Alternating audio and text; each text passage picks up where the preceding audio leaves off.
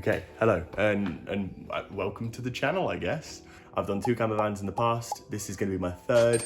We've got this place to rent that's a nice barn, perfectly dry so I can work in all weather. So yeah. So first of all, this is the van. It is a Peugeot Boxer 2023 plate with about 16,000 miles on the clock. And we went up to collect this from somewhere just north of Worcester. I can't actually remember the place's name. But yeah, just off of a private seller. And yeah, it's a pretty good van, I think. There's very minor dings and dents. The doors are probably the worst thing. But apart from that, the bodywork on the outside looks great. It's got 4 alloy rims, and also it has like pretty much brand new tires. There are some key things that they want in the van. The first thing being a king size drop down bed. The other one being like an enclosed kind of toilet cubicle, but it doesn't have to be a shower. And the final one is just a lot of kitchen space and a lot of seating space. So putting that all into one van isn't an easy option. To start off, we decided to go for the toilet in the corner of the van behind the driver's seat. We've decided that that's probably not gonna work because it just breaks up the areas of the kitchen and makes everything feel so disjointed. The second plan was then to put it on the opposite side, so by the door, and that meant that you could kind of join 2 of the kitchen surfaces together, have a little floating one, but it means that it completely encloses the space. You're gonna have that door half blocked because you've got the toilet room there. So the final plan that we have now decided on is that we're gonna have the toilet just in the corner, and then either side of the van running down at the back, we're gonna have 2 kitchen cabinets, and then at the very front of the van, in the top will be the drop-down bed that then drops down onto the seating area where there'll be a large L-shaped seating, windows on either side of the front, and also potentially 1 window in the kitchen here as well. So that's kind of our plans. We'll see if I'm gonna stick to it. If I'm not, I'm hoping to stick as close to that plan as possible, but things might have to change. It depends on the amount of space that we've actually got. I've never done a drop-down bed before, so that's gonna be difficult. And it's also just a complete new layout that I've never done. It's a taller van, so we're just gonna be learning on the job pretty much, and we're just gonna see how it goes.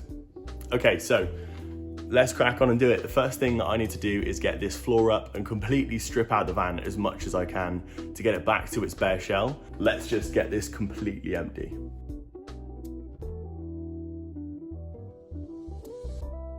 Okay, so that is the floor out. As you can see, there is some sort of bitumen or black spray paint or something on the floor of this van.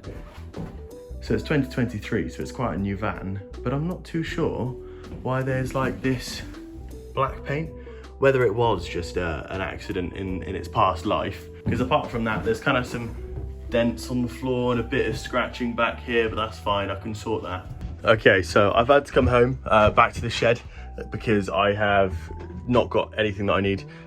So I need to get some sockets that are big enough, because to get the bulkhead down I need some bigger sockets. I also need to get 2 like flathead screwdrivers, because then I can pop out the wall panels. So let's get some bits and bobs, and then I'm gonna head back up. So I think what I'm planning is I'm gonna take this toolbox with me. I'm just gonna like put a load of random stuff that I might need in, and I'll put some more in, and just take that up and probably leave it up there just as a like emergency. I've got bits and bobs, so if I need it, it's all there. It's ready to go. So you can actually get specific tools to take these pieces out because they're not the easiest, but I personally think 2 screwdrivers works just fine. So all you do is just kind of get them under the edge and they pop out. There you go. So they pop out quite nicely, and it's just these little like inserts that go in, and then it kind of expands when it pushes in, but it's easy to pop them out. So I now need to do that for all of these panels, and then hopefully I can get that wheel arch off. And I can see what the damage is behind that.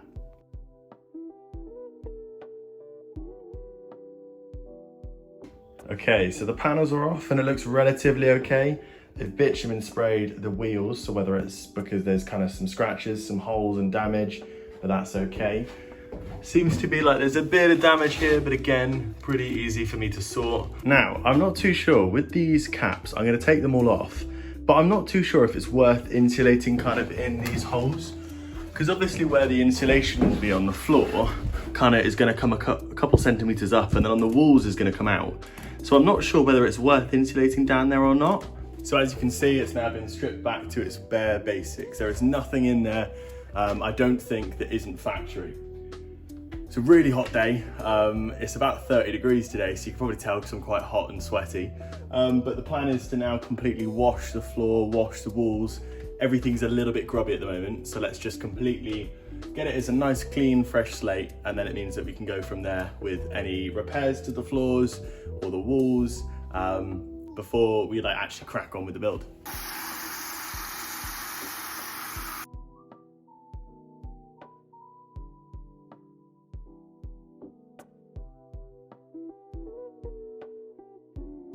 I'm just going to sand some of these rough areas just to make sure there's no rust. It doesn't look like there's actually that much, but just going to sand them down just in case, and then I can paint it all afterwards.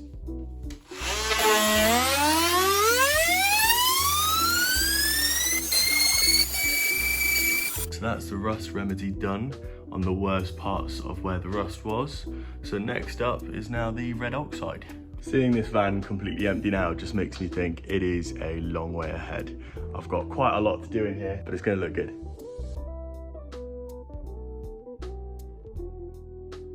So that's all the red oxide done.